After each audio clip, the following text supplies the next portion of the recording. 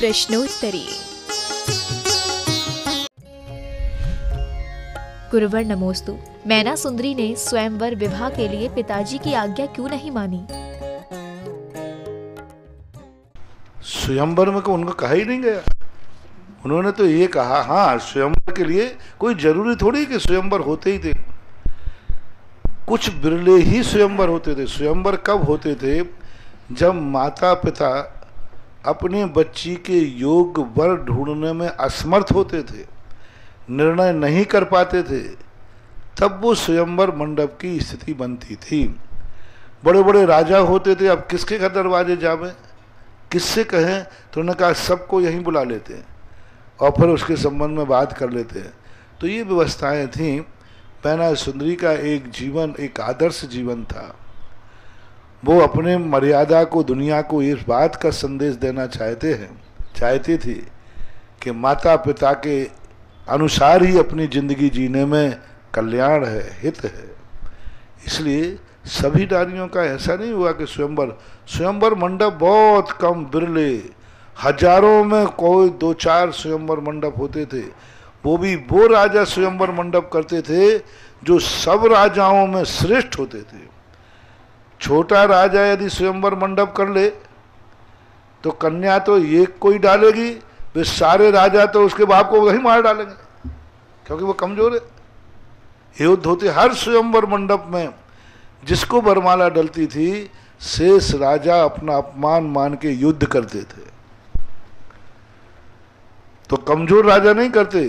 जो राजाओं में भी राजा श्रेष्ठ होते हैं, जिनके सामने दूसरे राजा आंख भी नहीं उठा सके, वे राजा स्वयंवर मंडप करते थे, सभी नहीं।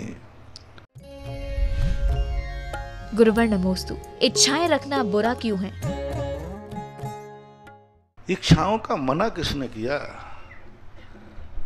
इच्छाएं नहीं करेंगे तो हम भी मुनि कैसे बनेंगे? हमारा जैन दर्शन ये कहता है, ऐसी इच्छा मत करो जिससे जीवन का नाश हो जाए। ऐसी इच्छा मत करो जिससे कुल का नाश हो जाए। ऐसी इच्छा मत करो जिससे तुम्हें जेल मिल जाए। ऐसी सोना मत पहनो जिससे नाक कान दोनों चले जाएं। इतनी सी तो बात है। बाकी जिनसे हमारा कल्याण होता है, विकास होता है, उन इच्छाओं को तो करना ही चाहिए, कोई बाधा नहीं है। तो समझो बात को कि वहाँ कौन सी इच्छा का निरोध किया जा रहा है। जो इच्छाएं हमारे खुद के पतन के लिए कारण हैं, उन इच्छाओं को मना किया जा रहा है। बच्चा कहता है मुझे मिट्टी खाने की इच्छा है, तो अब बोलो भाई, मिट्टी खाने दी जाए कि रोका जाए? रोका जाए, क्योंकि उसकी इच्छा उसके जीवन का नाश कर देगी। ऐसा। गुरुवर नमोस्तु। लोग काम कम और नाम ज्यादा की भावना की मानसिकता क्यों रखते हैं? यह मानसिकता उनकी जो है, वो मानसिकता ही उनके जीवन के विनाश का कारण बनता है। धर्म क्षेत्र में यदि व्यक्ति अपनी आजीविका का साधन बना लेता है, अपनी यश और ख्याति का साधन बना लेता है, तो वह धर्म से मात्र मजदूरी पा पाएगा। धर्म से मात्र वह छोटा सा अपना जीवन यापन कर पाएगा, ज्यादा कुछ मिलने वाला नहीं। स्पष्ट जैनागम में लिखा है, धर्म को, समाज के कार्यों को अपनी आजीविका का साधन नहीं बनाए, अपनी ख्याति का साधन ना बनाए, अपने जाकर के और अपने नाम बढ़ाई का साधन नहीं बनाए। यदि बढ़ाता है तो उसको भी नीच गोत्र का वंद होता है। क्योंकि धर्म को बढ़ाओ, तुम अपने आप बढ़ोगे। तुम अपने आप को बढ़ने के लिए धर्म को मत बढ़ाओ।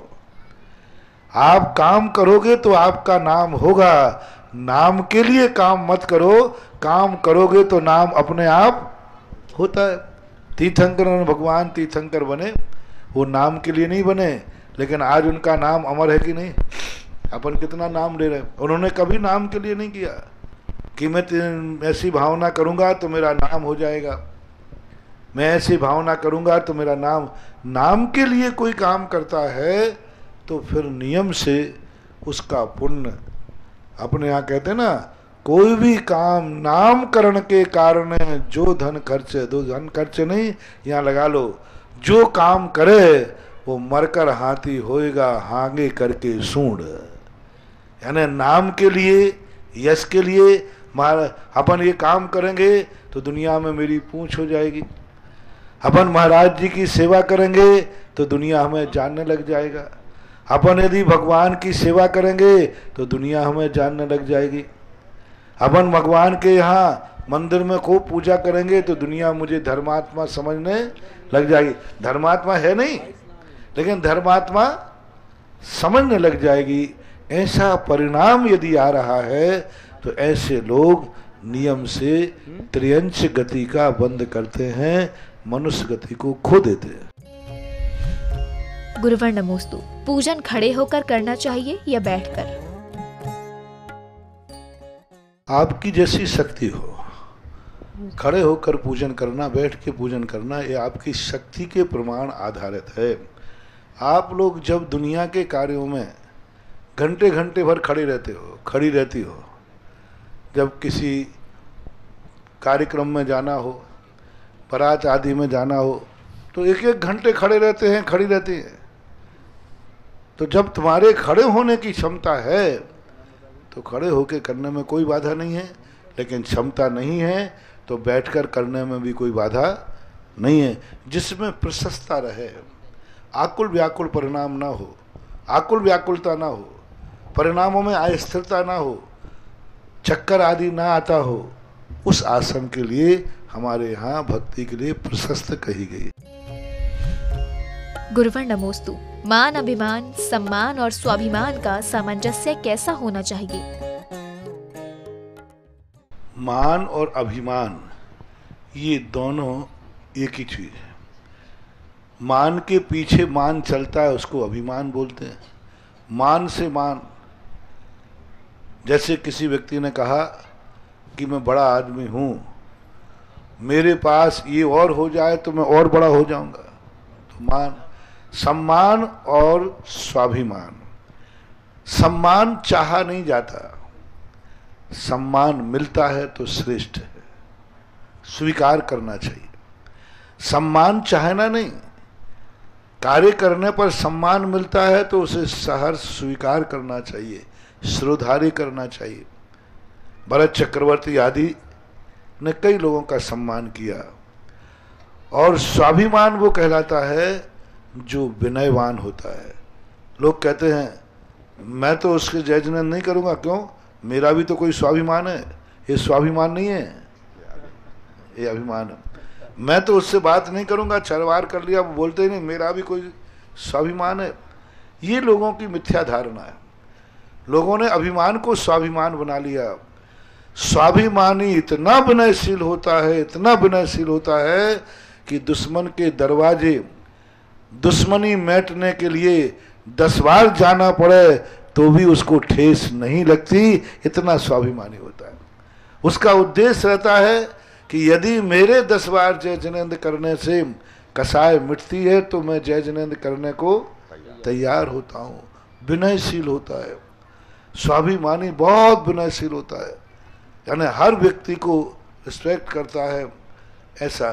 इसलिए आज अभिमान की आड़ में स्वाभिमान लोग मानते हैं, ये स्वाभिमान नहीं।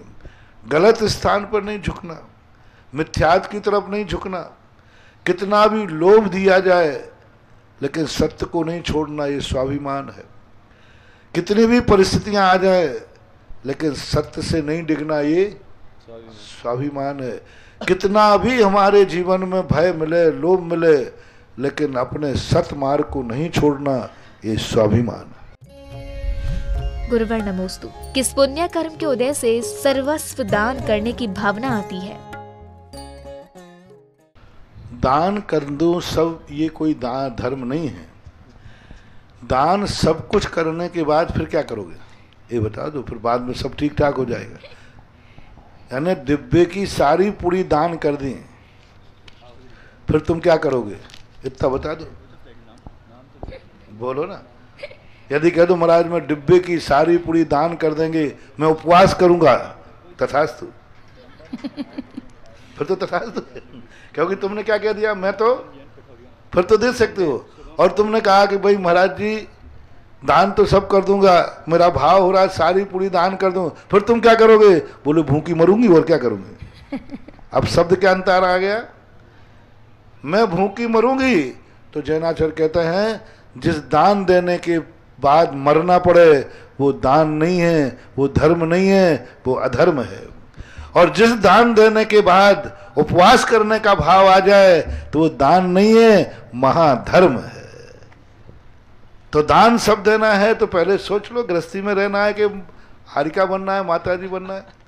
घर छोड़ना हो तो सब कुछ दान दे दो, और घर में ही रहना हो तो उतना ही दान दो जिससे कि देने के बाद में आकुलता न हो।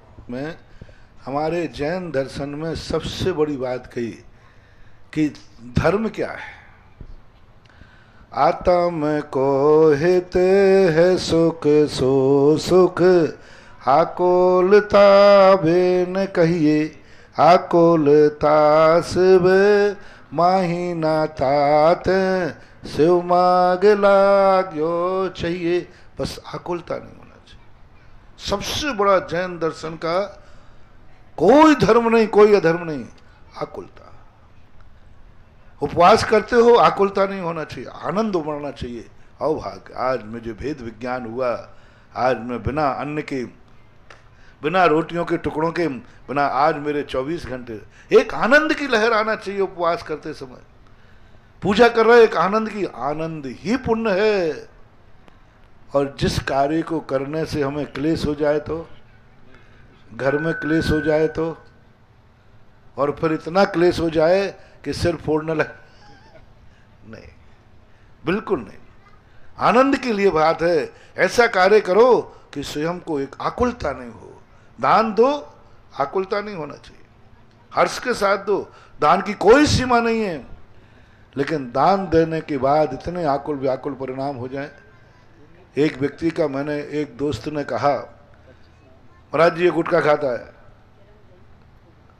तो वो मेरा भगत था, मेरी आज्ञा नहीं टाल सकता था। मैंने क्यों रे, गुटखा खाता है, बंद करा दे। जी आज से बंद, क्योंकि उसकी इतनी हिम्मत थी नहीं थी कि मेरे से मना कर सके। और बाहर जाकर कहता है तूने आज महाराज से मेरा गुटखा छुड़ा दिया, आज से तू मेरा दुश्मन। और जन्म से दो दोस्त थे, आज से तू और मेरी ऐसी, या तो तू रहेगा या मैं रहूंगा, आज से कट गई। मुझे पता चला कि महाराज जी उसने गुटखा छुड़ाया, वे दोनों दुश्मन हो गए। मैंने बुलाया, मैंने कि भैया कल से गुटखा चालू कर दे। जिस गुटखा को छोड़ने से तुम जन्म जन्म के बैरी बनते हो, इससे अच्छा है कि तू खाकर मर जा तो ठीक है, कम से कम दूसरे को तो नहीं मारेगा। गुटखा छोड़ने से तू मरेगा तो मरेगा, और दूसरे को भी मारेगा। और गुटखा खाने से एक ही मरेगा, और त्याग कराने से दो मरेंगे।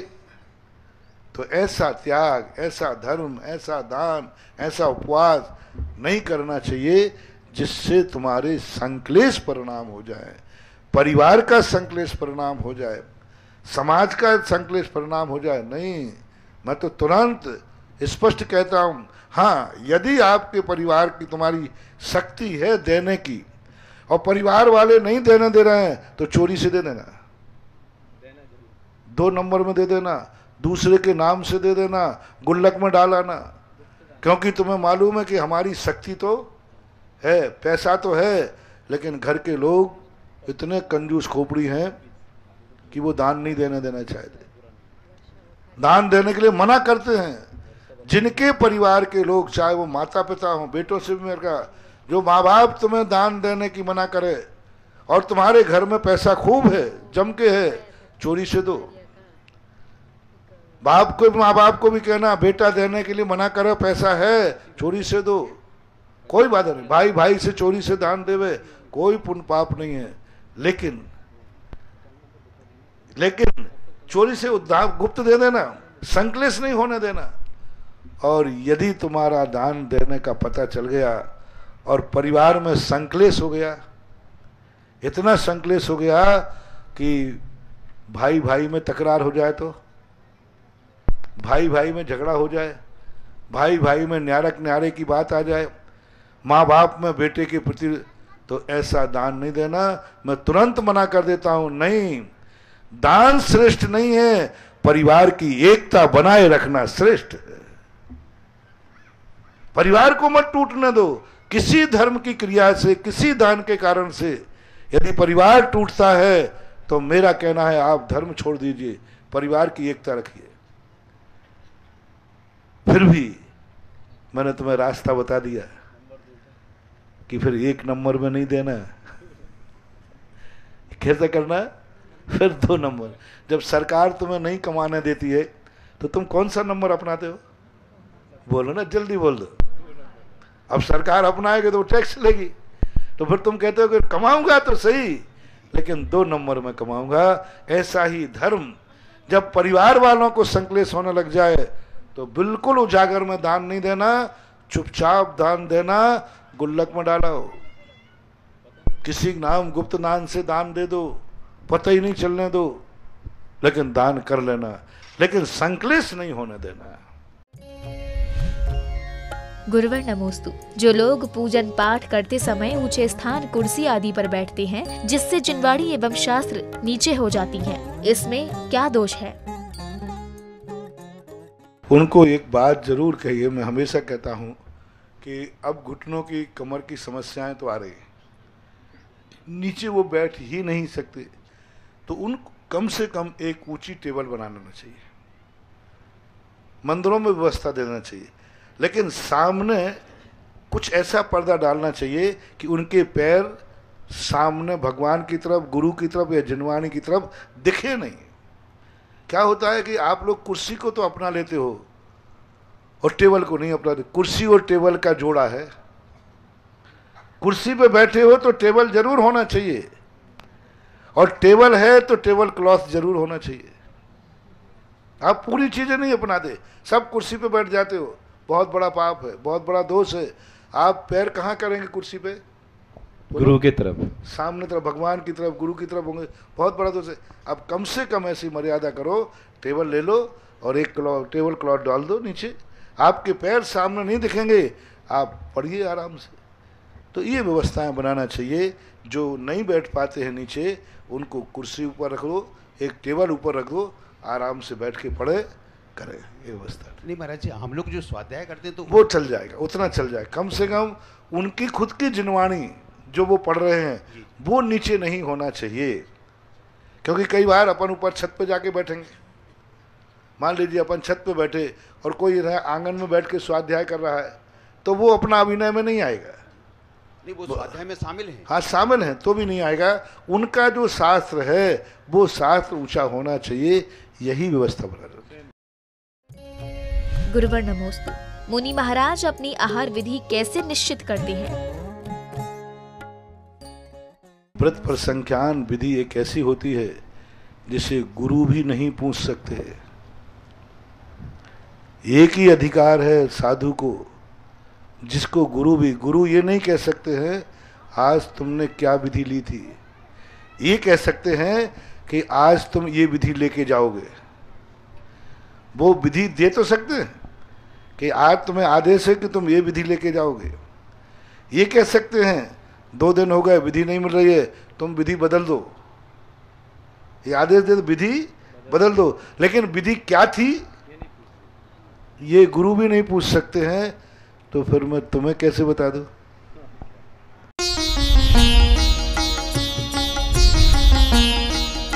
सुधा प्रश्नोत्तरी।